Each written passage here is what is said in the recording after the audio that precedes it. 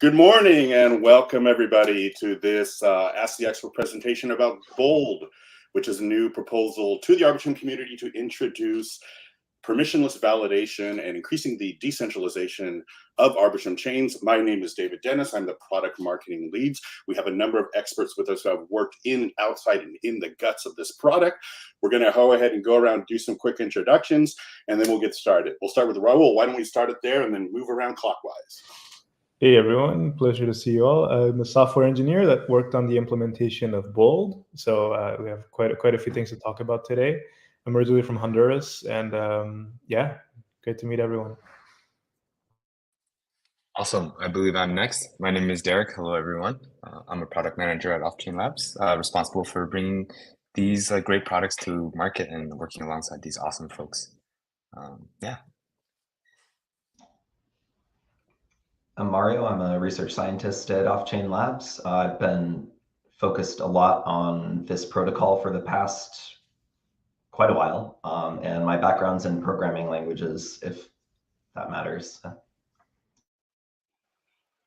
Hey, I'm Daniel. I'm on the smart contract engineering team at Offchain Labs. I've been focused on stuff around the governance contracts, but did some work on Bolt as well. Yeah. I'm Victor. I'm also on the research team at Offchain, and my background's in cryptography. I joined a few months ago, and I've been trying to help out in the design and analysis of Bold. Help out, quite the understatement, but that's good.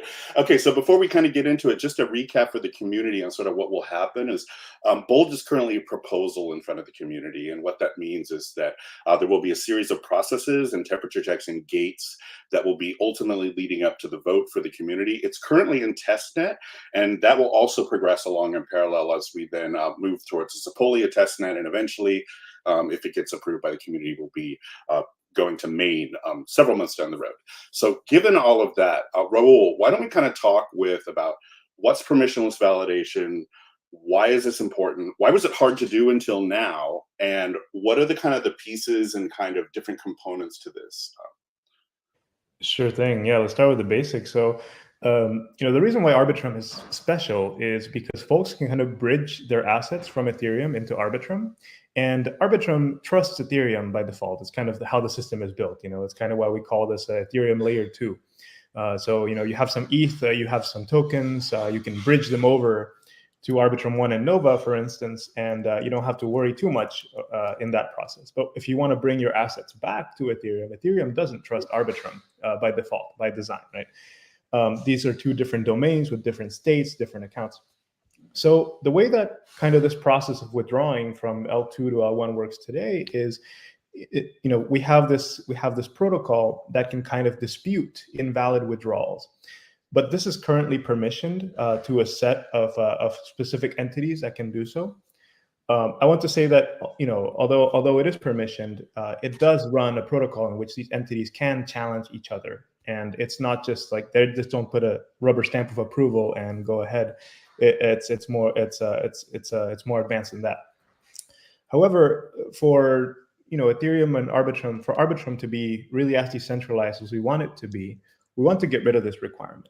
So we want to make it so that folks can bridge their assets to Arbitrum and bridge them back to Ethereum without having to necessarily trust a group of entities. And that's kind of what Bold gives us. Today, Arbitrum 1 and Nova don't have this property, but we want it to be the case that folks feel confident bridging in and out of Arbitrum, and it's really important for the safety of their funds and for the confidence in the system. Great. And so in order to do that, we have validators, right? And validators now have an economic component to them, a bonding matter that's like one of the aspects of this. Why does that matter? What's the purpose of that? Sure. So basically, the process of going back from Arbitrum to Ethereum, the way it works is that you have these entities that are posting claims about Arbitrum to Ethereum. So they're saying like, hey, I think that the Arbitrum block hash is this. I think this current hash is this. So they keep posting this information. And this information can be disputed by other people. So if somebody says, hey, I think the Arbitrum block hash is this, somebody can say, no, I think you're wrong and you're trying to commit some fraud. So they play this game in which we rely on these things called fraud proofs that eventually figure out who is correct and who is wrong. It's this role of posting data to Ethereum, posting claims about Arbitrum, is a big responsibility. So when you post a claim to Ethereum, what you're doing is that you're allowing people to withdraw their assets based on that claim. If you stop posting, then you will delay everyone's withdrawals. If you post a lot of conflicting claims, then you will also delay withdrawals until the truth can be found. So basically, you're putting a big opportunity cost on the whole Arbitrum chain. You're making it such that instead of people getting their money back in 7 days, they have to wait 2 weeks, or more, depending on the protocol that is being used. It's a big responsibility, and to discourage kind of mindless spam and kind of people just kind of messing with it and affecting everyone on chain, there has to be a cost associated with it. And this economic cost is very important to reason about. And for Arbitrum 1, that secures so many assets, I believe as of this morning, it's around $5.7 billion of bridged assets on Arbitrum 1. There has to be a pretty high barrier for people to have the responsibility, to have the privilege of securing this withdrawal process. Got it. Okay, great, awesome. And I think what you're also alluding to is what's called a delay attack, right? Where somebody can basically keep putting assertions against the chain, and then then we get in a situation that we are basically, in some sense, we're locking the chain down. Is that correct? Basically, if somebody is disputing a claim, so say that you say, hey, I think that the Arbitrum block hash is this, and I say, no, it's this, we enter into a dispute. And a dispute costs some money, and it also creates some delay, right? It takes time for a dispute to be resolved, right? It's just like cashing a check in, right? Like, optimistically, if nothing goes wrong, it should go by pretty quickly. But if you want to dispute it, there's a process in which that needs to be resolved. So the problem is somebody that's willing to delay Arbitrum for a long time can keep spending money and opening disputes, basically going to court all the time, one after the other, and delaying the chain as much as they're willing to do so. And that's one of the shortcomings of the current Arbitrum system, right? So that's why it's currently permissioned to a group of validators. If we remove that, then folks can delay withdrawals forever, as long as they're willing to spend money. So before we had Bold, the way you could deal with this is that, like, because they're all permissioned, you could just like knock the guy off the permission list if they're a bad actor. Is that correct? Yes, that's correct. We're basically relying on, there's trust, right? So going from Ethereum to Arbitrum requires very little trust. Going back requires high trust in these entities. And that's something that we want to eliminate as time goes on for Arbitrum. So to make it trustless, we basically had to come up with Bold, which is a whole new protocol. And this is where it's getting way over my head, and probably most of the head's audience. Involves like all sorts of complex math and game theory and all sorts of stuff. And then Victor and Mario, you guys wrote this huge paper on this. It's 54 pages long. It's gigantic. It's full of math proofs. If you're going to explain to kind of the average person about what was sort of the challenge of coming up with a new protocol here, and what did we optimize for? Because my understanding too is there's a lot of different axes in terms of what the algorithm could optimize for. Yeah, so I can take this one. I think the big design constraint in coming up with Bold was that in order to, as Raul said, make this validator role permissionless, we really wanted to be able to bound the amount of delay that an adversary can cause in any one challenge. So whereas before, the adversary could create an amount of delay that's proportional to the number of bond amounts that they're willing to burn, essentially, in Bold, we can guarantee that no matter how many bonds the adversary is putting down, we can have a delay of at most, I believe, 2 weeks if there is a challenge that actually happens, and then 1 if there isn't. And in order to make this work, one of the big considerations is various kinds of resource exhaustion attacks that the adversary can try to do to try to exhaust the honest party's resources and make it so that they can't participate in the way that they need to, fall behind, and run the risk of an adversary winning the game. And basically that takes the form of, there's a few resources at play here. One is bonding. So how much capital do the honest parties have access to be able to keep putting down bonds in order to keep playing? And this becomes important when we talk about sub challenges, because once you, not to get too much into the weeds, but basically once the sort of challenge game gets deep enough, you end up having to post another bond to make a sub challenge. So this is one thing. Another thing is computational resources that the honest parties have at their disposal. So there's a fair amount of computation that has to be done in order to play the game. And we want to make sure that honest parties have enough time to do that in order to, again, keep playing and not fall behind. There's, I guess, kind of a tertiary concern about sort of L1 gas exhaustion. That's also something that we've thought about in this design. Victor, do you have anything to add to that?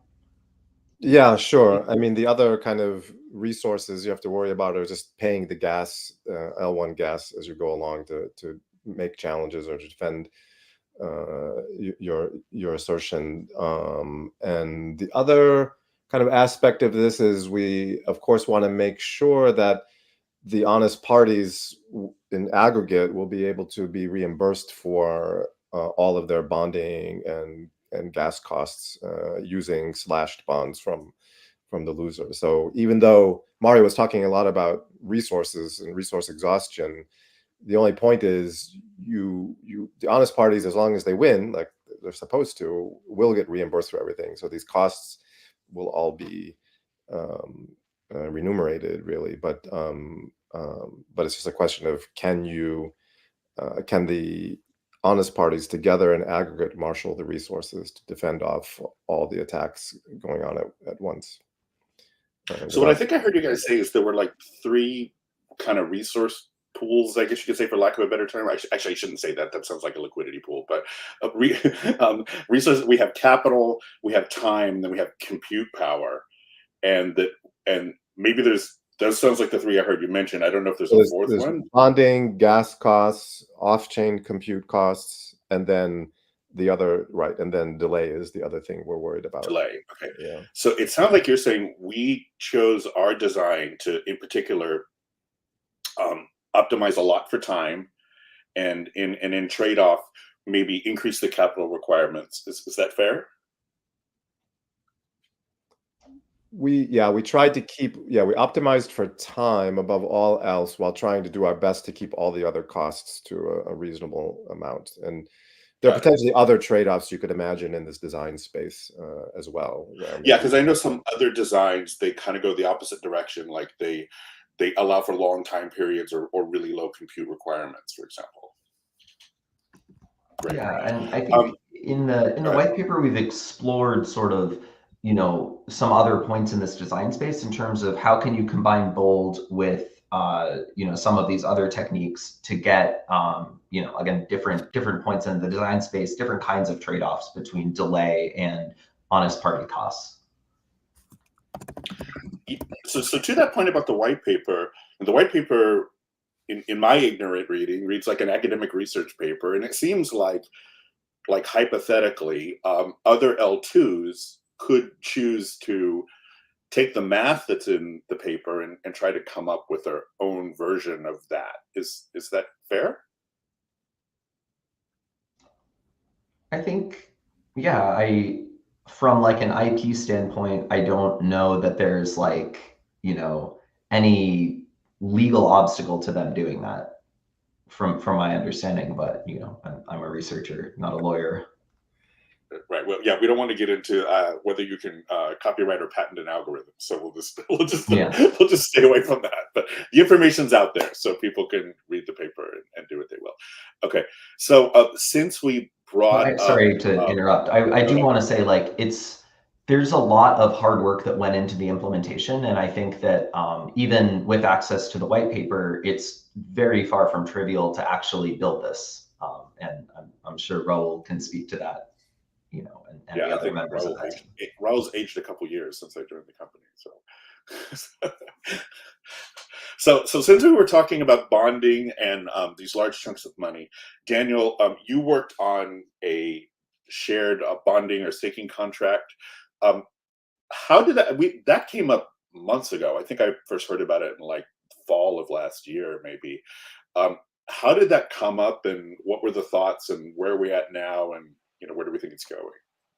Yeah, for sure. So I think, like folks were saying already, the sort of the main goal of Bolt, or the main impetus in some way, was to minimize these sorts of attacks that could cause delay. That's sort of maybe the key property we wanted.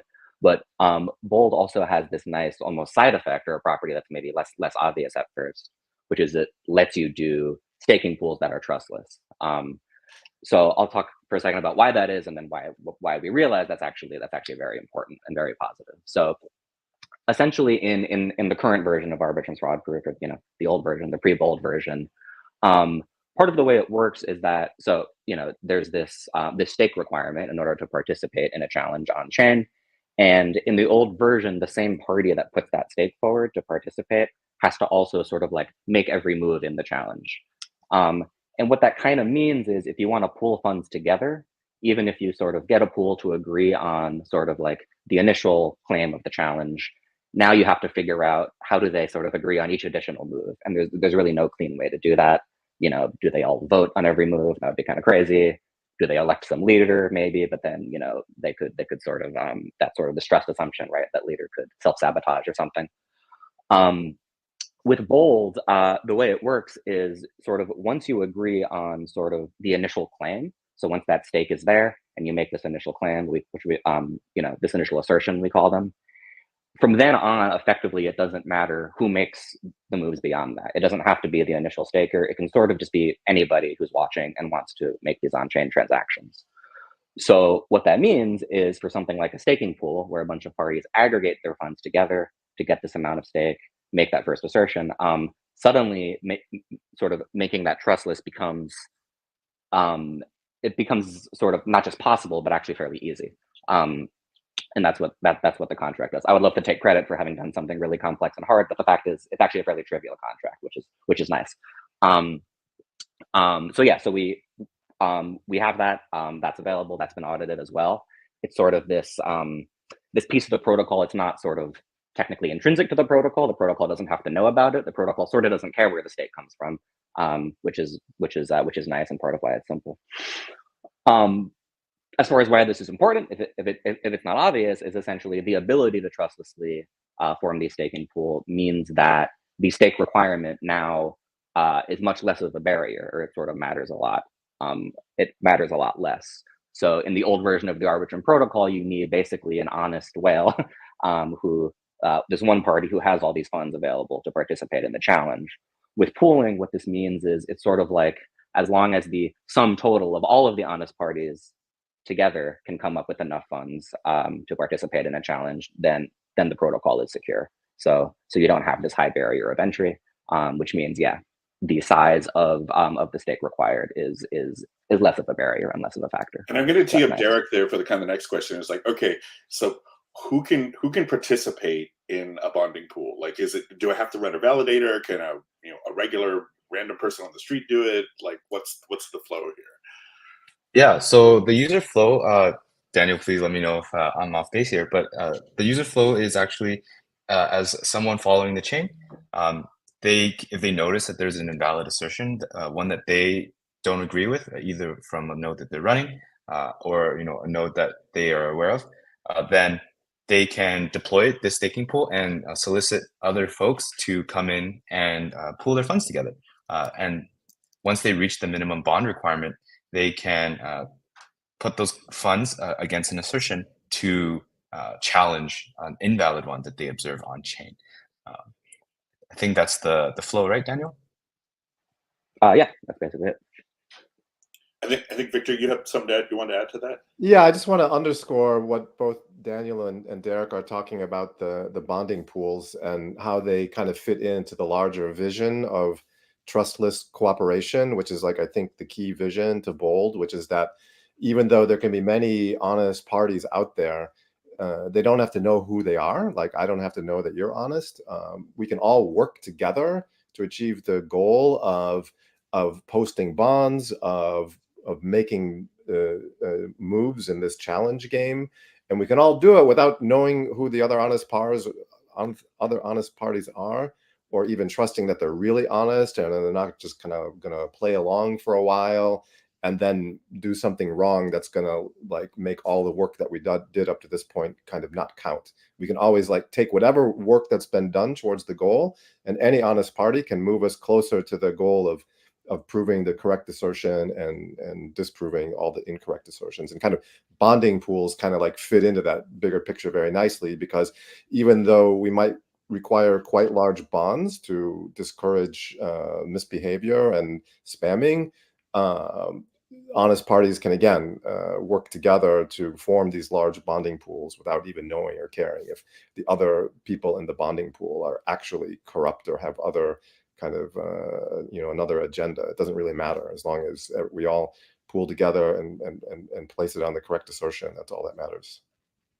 So I'm going to put on my tinfoil hat here for a second, and this is a free for all. You guys can all chime in on this question. So it seems like one of the potential outcomes of Bold is that the community can actually hold, the Arbitrum Foundation or Offchain Labs itself accountable for not being a malicious actor. Is that fair? I'd say absolutely. Yeah. Good. Nobody's disagreed. That's good. That's good. Yeah, okay. yeah. So that's a yes. Okay, great. No, for sure. I mean, yeah, again, the core property is like, as long as the honest party is out there, whoever they are, have enough capital together to take part in the challenge, then the system is secure. There's nothing anybody can sort of do to prevent that, including Offchain Labs, including the Arbitrum Foundation, but also including anybody else. And again, like Victor said, it's important that these parties don't really have to coordinate or know each other or trust each other. They can just each see, okay, all of us are putting our stake or our funds on the right assertion. That's all there is to it. So that means that anybody who's running a validator, including the Foundation of Offchain Labs, if something goes amiss, either maliciously or there's a mistake, the community can like act as a check and balance against that. Yep, exactly. And I just want to add to that too, right? It's not just that like, oh, you have to assume that there's some honest validator out there, right? Like even if you don't trust that anyone else is honest, that honest validator could be you. And you can follow along with this protocol, and as long as you like what you see, you don't have to do anything. Once you see something you disagree with, then you can jump in. And that's a really powerful part of this trustless cooperation that Bold enables, is that it's not just that someone has to be honest, like you can be that someone if you don't trust anyone else. It's also free. Like every Arbitrum node by default, and you can run a node on your computer, is by default a validator that checks, if kind of what the proposers of Arbitrum are saying is incorrect. And that's really nice. Like basically, and even though actually disputing requires funds to do so, it can be done in a trustless manner, as we talked about here. What's really nice though is that who cares about the state of Arbitrum being correct? Well, everyone that has bridged funds on Arbitrum, basically, and by extension, you can say even the whole of Arbitrum itself. Everyone that uses Arbitrum cares about this, and the fact that the community can come together, can pool together funds in a trustless manner without anyone needing to really know each other and hold accountable the ones that are making claims is really important. And we're giving my small brain left curve interpretation of this is, because we talk about the L2 beat triangle and getting to stage 2, and it's all awesome. Vitalik has a vision, but it seems at one level I was like, oh, okay, this makes it harder for me to be ripped off. Is that fair? Yeah, I would say so, because like, anyone can check if something is going wrong on chain, and it will be and they can make a big deal out of it in the public communities, and anyone can check that and they can hold anyone accountable. So just always make sure that what is being settled on Ethereum about Arbitrum is correct. It's the correct history. Great, awesome. So we've got a couple minutes left to see if we have any questions from the audience so far. Not seeing anything. So let's go into another area. There's been a lot of attention from the community about the fact that the current proposal allows for any ERC20 token to be used, and of course people are speculating about all sorts of tokens that could be used. I'd like to get you guys' commentary about how you see an opportunity for the community to weigh in from here, because that's part of decentralization, is empowering the community, and where you think like the community has some interesting decisions to make coming up. And just anybody who wants to go for it. Yeah, I can maybe start it off. I mean, on the sort of on the smart contract level, pretty much across the stack, one thing we've done is made it possible to use, the contracts sort of in the first iteration of Arbitrum were sort of designed to use like the native currency as Ether. We've sort of for the sake of Arbitrum Orbit, where other teams are launching their own chain, we sort of made it possible to use any token as sort of like the native currency, for example, to pay for fees. So like similarly with Bold at this point, the contracts themselves are sort of agnostic as to what currency you use. Meaning once a chain is set and deployed, you can just pick some token. You can use wrapped Ether and then you're using Ether, or you can use some other token. As far as what gets used for the Arbitrum DAO controlled chain, Arbitrum 1 and Arbitrum Nova, ultimately it's up to the DAO is basically the short answer. From a technical perspective, it could be anything, but yeah. It's and Orbit chains, because they're not governed by the DAO, they can just pick whatever they want. So if I have a custom gas token or any other token for that matter, I could choose to bond to that asset. Yeah, exactly. That's what I want to do. So the creator of an Orbit chain could set, right? So you could use the same token that users use to pay for fees could be used to bond for Bold. It could be something different if you want. It's just sort of up to the creator of the chain for Orbit chains. Yeah. Right. Yeah, and I'll expand on that, like the Orbit side of things. Arbitrum is freedom. So any Orbit chain can choose to adopt Bold and use the properties of Bold to build a validator set. And to you guys' point, they're free to use whatever token they want. Stake sizes as well. It's totally up to them as well. Yeah. Great. Awesome. Well, guys, we are now pretty much at time. Thank you so much for all of your great work on Bold, and it's not done yet. I know we have a lot more to do. We're just at the beginning of the journey, and also thank everybody in the community for all your support and helping Arbitrum make better. So with that, see you guys, and have a great week. Thanks. Take care.